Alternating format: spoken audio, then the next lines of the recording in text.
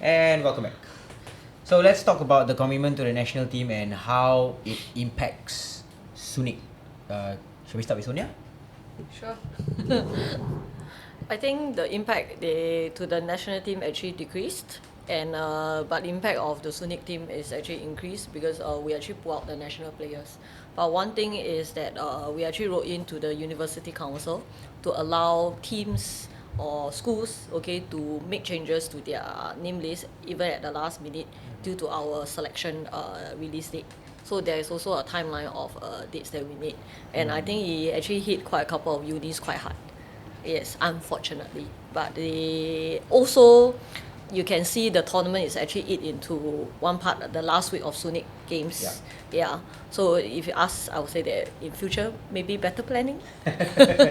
Yes. Yeah, I think we spoke about this in one of the podcast episodes, right? The calendar of events and how everything overlaps each other.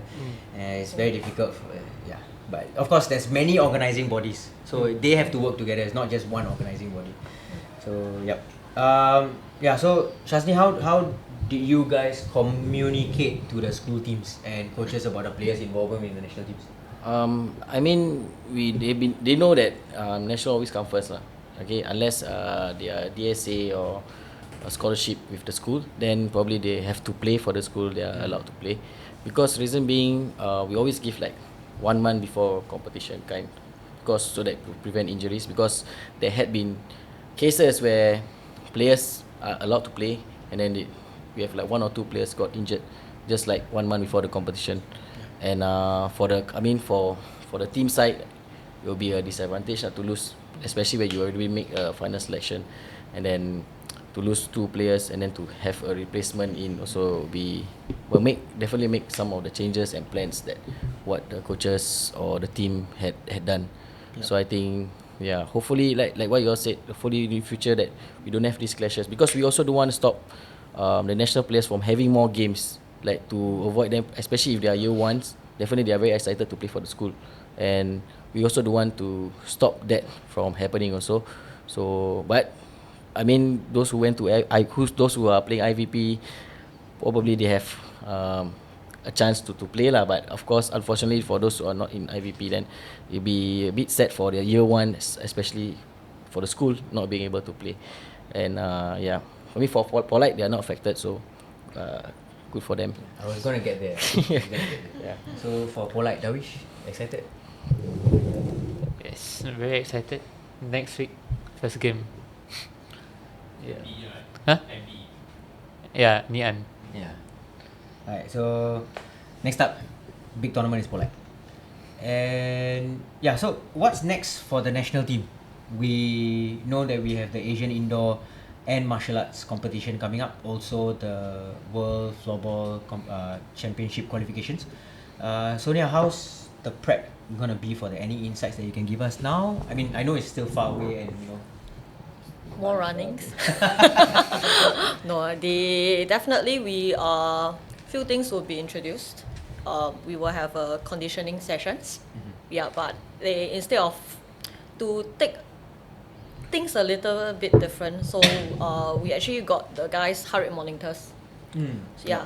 So we actually certain things I would say that we will leave it them to do, but we will want to focus on certain areas that we want to push up. Yeah. So conditioning is one. Yes. So beside that conditioning, I would say that it will be back to the drawing boards.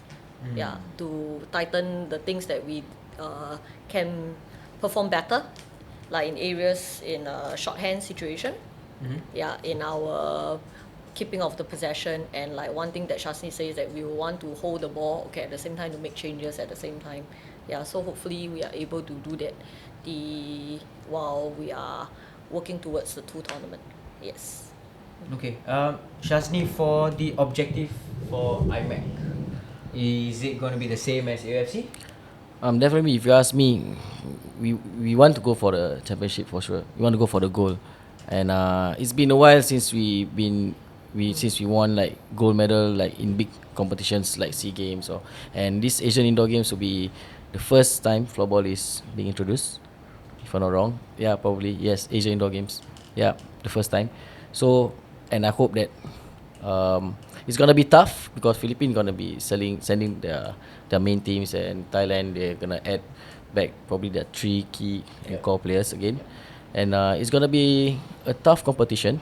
But let's not forget the other teams that is also playing for the comp. So for me, it's like most importantly is for us to really focus on what we want to do and what we want to achieve, and trust the process. If you ask me, is there a lot of time? Probably not. Probably in November we have to start back to training, and then we have December, January, February, then March. It's like 4 to 5 months, less than 4 to 5 months. So if you ask me a lot of time, no.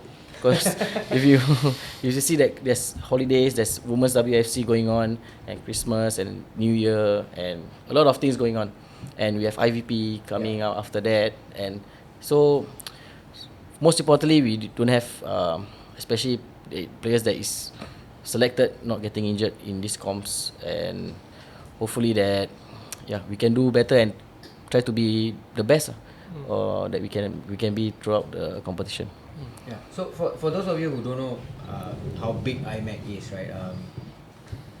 IMAC is usually bigger than AOFC, and teams send mostly they tend to send stronger teams for IMAC. So Thaddeus, how are you gonna prep? Like, is it gonna be different from AOFC? Like, you really want to go,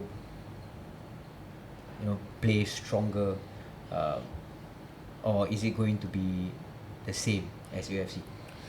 I think personally, any opportunity to go for such a tournament is not taken for granted, right? I mean, definitely can't take it for granted. And in terms of preparation wise, you put in your best. Yeah. I don't think personally I will think that AFC being a smaller tournament per se, then I don't put in and give my best effort. Yeah. So in that regard, I don't think there'll be any changes. It's still best effort, especially between work and other commitments as well. Mm-hmm. But in terms of the team's preparation, like what Sonia mentioned, maybe we will process what went well for AOFC and maybe what didn't go too well, and then we'll build on it from there. I think it's a learning process, especially since this team, we are still trying to adapt, right, with new coaches, with new ideas and everything after the SEA Games. So this is something that, from the team's perspective, that's something that there may be changes in terms of the preparation. Yeah. Okay. So let's go on to scouting. So for the coaches, we recently heard that there's a youth development center, right? So can I have your thoughts about the youth development center? How is it going to benefit the NSAs in Singapore and all this? It definitely is going to benefit, but it's like the previous combined school, if I'm not wrong. Yeah, so we actually took in the younger players from the secondary school age.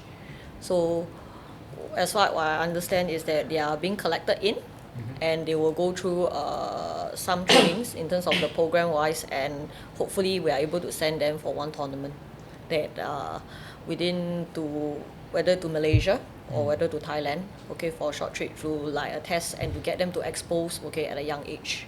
Yes, and you can see that currently right now we already have the under 19, and the trials will be coming up next year. And in terms of scouting wise, I think Syazni and I are still shopping, for the wildcards. Yeah, so we are still shopping for players. So that is one.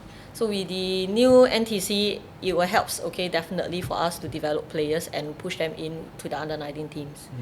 Yes. Okay, so Syazni, anything to add on the scouting and the wildcards portion for the national team? I mean, not really. I think most importantly is for the youth development. I mean, they need to get exposed. I feel the younger players, be it the under 19 or probably below the age of 21, if they get the opportunity to really expose themselves overseas or playing at a high level, playing with the best in the world, and probably get exposed to high intensity game, I think that will also help to improve the game in Singapore also.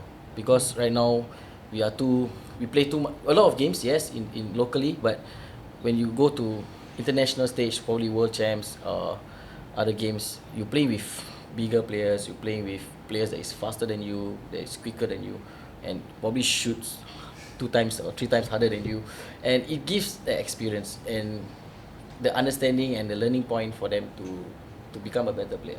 Yeah. So I felt that the exposure is very, very important, especially starting from a younger age. Yeah.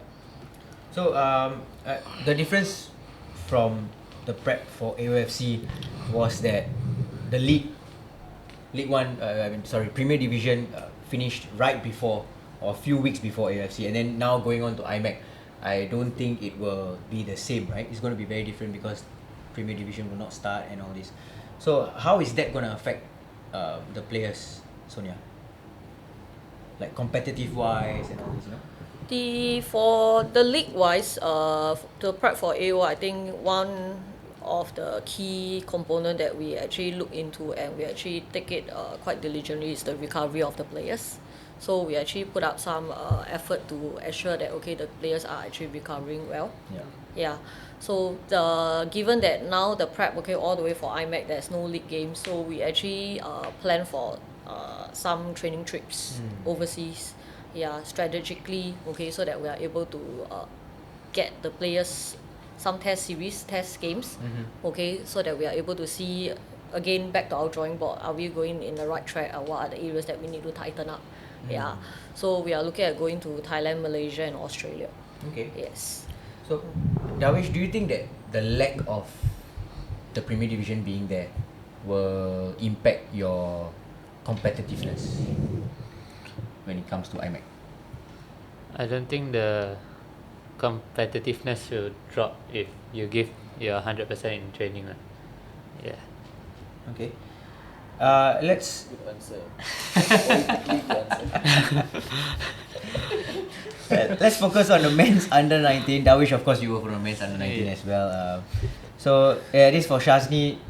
Are we planning the next batch of men's under 19s?